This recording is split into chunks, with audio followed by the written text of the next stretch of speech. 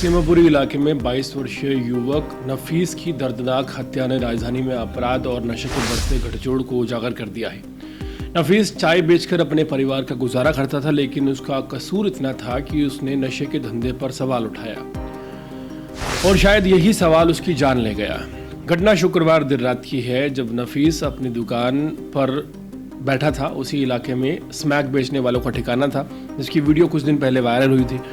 बताया जा रहा है कि उस वीडियो को लेकर नफीस पर शक किया गया कि उसने ही रिकॉर्डिंग करवाई थी और वायरल करवाई थी। इसी शक के आधार पर उसकी इन नशा बेचने वालों से बहस हुई और धीरे धीरे हिंसक झड़पों में बदल गई। आरोपियों ने नसीफ पर पहले हमला किया और फिर पेचकस जैसे नुकीले हथियार से वार करके उसकी बेरहमी से जान ले ली। मृतक की बहन और अन्य परिजनों का कहना है कि पुलिस को पहले से इस स्मैक के अड्डे की जानकारी थी, लेकिन कोई कार्रवाई नहीं हुई। वहीं मृतक के रिश्तेदार मुजफ्फर की शिकायत पर पुलिस ने एफआईआर दर्ज कर जांच शुरू कर दी है। शुरुआती जांच में पुलिस ने इस हत्या में शामिल एक परिवार के 5 लोगों को हिरासत में लिया है। इनमें मुख्य आरोपी 27 साल का शेख इस्लाम, उसका भाई सोहेल, साला नदीम, सलमा बेगम और मुन्नी शामिल हैं। ये घटना दिल्ली की उन बस्तियों की हकीकत है जहां दिन में कूड़ा बटोरने और चाय बेचने जैसे संघर्षपूर्ण जीवन चलाने वाले लोग रहते हैं, लेकिन देर रात होते ही वहाँ नशे के सौदागर हावी हो जाते हैं। सीमापुरी जैसे जगहों में नशा और अपराध को एक गठजोड़ कोई नई बात नहीं है, लेकिन चिंता की बात यह है कि इन इलाकों में प्रशासन और पुलिस की सक्रियता बहुत कम है।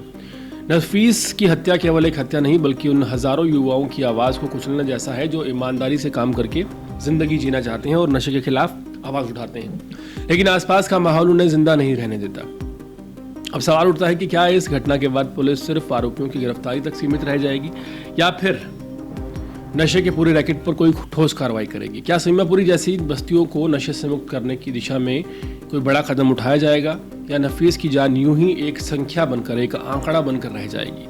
नफीस अब इस दुनिया में नहीं रहा, लेकिन उसकी बहन, उसका परिवार और उसका संघर्ष आज भी सवाल कर रहा है। क्या दिल्ली में अब चाय बेचना भी खतरे से खाली नहीं है? एक 22 साल के निहत्थे चाय बेचने वाले लड़के पर अगर 5 लोगों का झुंड पेचकस जैसे हथियार से हमला करता है, तो क्या इसे महज आपसी विवाद कहकर ठंडे बस्ते में डाला जा सकता है? हैरानी की बात यह है कि पुलिस इस पूरे हत्याकांड को अभी भी आपसी कहासुनी या निजी रंजिश का रूप देने में जुटी है। लेकिन पुलिस ये नहीं बता रही कि कैसे एक मामूली विवाद में 5 लोग मिलकर किसी एक शख्स की जान लेने पर उतारू हो सकते हैं, वो भी एक ऐसा लड़का जो सिर्फ अपनी दुकान पर बैठता था, जो रोज की तरह सिर्फ चाय बेचता था, घर से दुकान और दुकान से घर जाता था। क्या आपसी विवाद का मतलब ये है कि अब कोई भी बहाना बनाकर भीड़ में आकर किसी को भी मार दिया जाएगा? क्या पुलिस को ये नहीं दिख रहा कि जिस जगह हत्या हुई है वहाँ पहले से नशीले पदार्थों की बिक्री हो रही थी और नफीस उसी का विरोध कर रहा था? परिवार का आरोप है कि स्मैक बेचने वालों को नफीस पर शक था, क्योंकि हाल ही में एक वीडियो वायरल हुआ जिसमें नशा खरीदते बेचते लोग नजर आ रहे थे। उस शख्स ने नफीस की जान ले ली और पुलिस इसे आपसी झगड़ा बता रही है। असल सवाल यह है कि क्या पुलिस की भूमिका केवल बयान दर्ज करने और एफआईआर भरने तक सीमित है? क्या वो नशे के अड्डों को नहीं देखती?